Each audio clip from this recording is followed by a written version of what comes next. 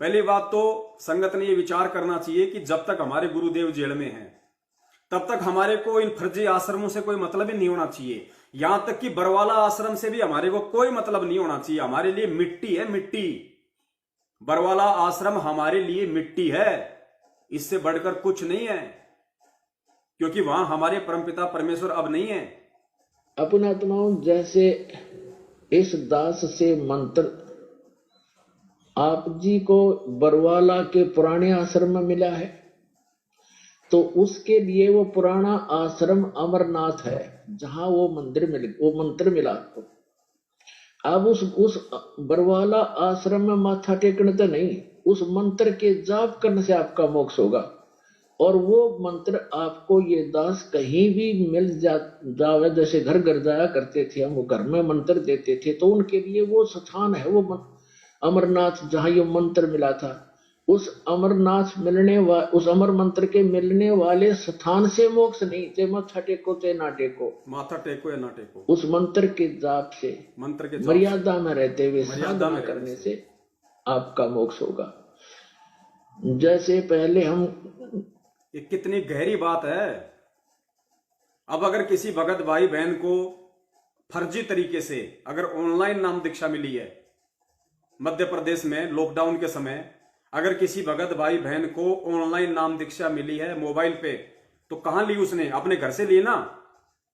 तो उसके लिए वो घर अमरनाथ है। लेकिन उस घर में माथा टेकने से कि भाई ओहो, इस घर में मेरे को गुरुजी ने मेरे को मंत्र दे दिया, मेरे को नाम दीक्षा मिली, हो रोजाना उस घर में ही माथा टेके, ये सोच के कि इस घर को माथा टेकूं तो मेरा आत्म कल्याण हो जाए, जिंदगी में नहीं होगा। वो घर तो तेरे लिए अमरनाथ है, क्योंकि तेरे को उस घर से वो अमर मंत्र मिला है, लेकिन मुक्ति तेरी उस अमर मंत्र के जाप से होगी, ये समझाना चाह रहे हैं गुरुजी। तो गुरुजी कह रहे हैं कि इन आश्रमों में माथा टेकने से कुछ नहीं होगा।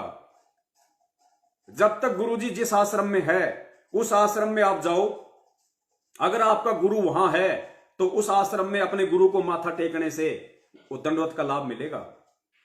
अपने गुरुजी के दर्शन करने से वो दर्शनों का लाभ मिलेगा। अपने गुरुजी के उस आश्रम में जाके बैठ के सत्संग सुनने से वो ज्ञान यज्ञ और ध्यान यज्ञ का लाभ मिलेगा। अब गुरुजी उस आश्रम में है ही नहीं, गुरुजी बैठे आज हिसार जेल में, और तुम मूर्खों से इन काल एजेंटों के द्वारा मत्था टिकवाया जा रहा है बैतूल आश्रम में, मुंडका के आश्रम में, जिंद और भिवानी के आश्रम में, रोहतक के सिंहपुरा के आश्रम में। और अभी अगर ये आश्रम खुल गया तो फिर तुम्हें मूर्ख बनाया जाएगा कि सतलोक आश्रम खुल गया, सत्संग शुरू हो गई आज। अरे सत्संग तुम्हारे घर पे नहीं है क्या? बरवाड़ा में क्या गुरुजी खुद आके सत्संग कर रहे हैं? वहां अगर तुम सत्संग सुनने जाओगे, या वर्तमान में किसी भी फर्जी आश्रम में जो इन्होंने खोल रखे हैं तुम सत्संग सुनने जाते हो, तो वहां कौन से गुरुजी आके सत्संग कर रहे हैं?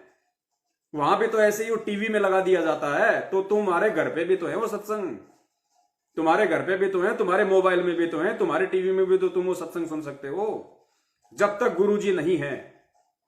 लेकिन कितनी संगत मूर्ख बन गई, उन आश्रमों के नाम पे वो मिट्टी के महल खड़े करवा दिए। बाढ़ में जाएं, हमारा बाप जेल में बैठा है और इन आश्रमों में स्विमिंग पूल बना के उनमें डुबकियां मार मार के ऐसो आराम कर रहे हैं लोग। पुण्यात्मा, धिक्कार है तुम लोगों को, तुम्हारे दान करने पे, तुम्हारी इस मंद बुद्धि पे धिक्कार है। वो परमात्मा रोता भी होगा और वो परमात्मा हंसता भी होगा। रोता इसलिए होगा कि मैंने किन गधों को, मैंने किन मूर्खों को ये अनमोल ये तत्व ज्ञान मैंने दे दिया, और हंसता इसलिए कि इतना ज्ञान देने के बाद भी अगर ये ज्ञान अगर मैं किसी गधे को देता, मैं 27 साल से, वो भी सतलोक जाने के लिए यहां भरने लग जाता। और ये मानव शरीरधारी इन गधों को ये ज्ञान देके उल्टी मैंने अपनी बेइज्जती करवाई, मैंने अपनी फजीती करवाई। आज उनके कुकर्मों के चलते मैं जेल में बैठा हूं। तो तुम अपने गुरु को दुखी कर रहे हो या अपने गुरु को तुम प्रसन्न कर रहे हो? तुम खुद अपना अवलोकन करो। कहां हो तुम अध्यात्म में? क्या ऐसे भक्ति मार्ग चला करता है? क्या काल ऐसे तुम्हें सतलोक जाने देगा? तुम्हें भक्ति मार्ग पे सफल होने देगा? तुम्हें 2 कदम नहीं चलने देगा, 2 कदम।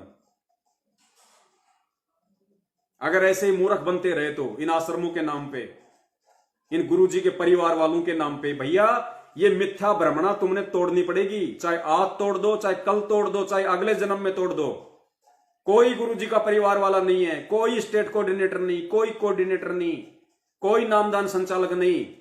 अभी तक तो गुरुजी ने किसी को कोई आदेश ही नहीं दिया।